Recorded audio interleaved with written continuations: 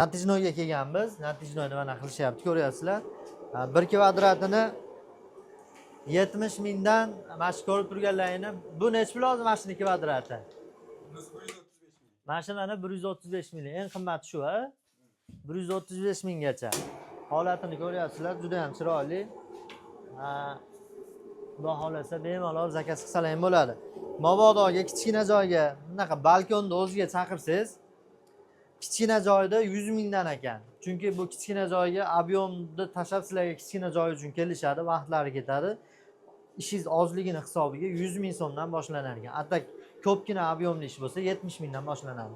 Pastda nomer qoldiryapmiz, bemalol telefon qilaverasizlar. Xo'p, mana bitta 527, 5 takamda qo'ydik ish jarayonini. 2 million so'mga mashxonani qo'yib berishdi. Mana shu eng qimmati 135 mingdan 1 kvadrati. Lustralarni olsangiz, hamma yo'g'i ichida qo'yib berishar ekan.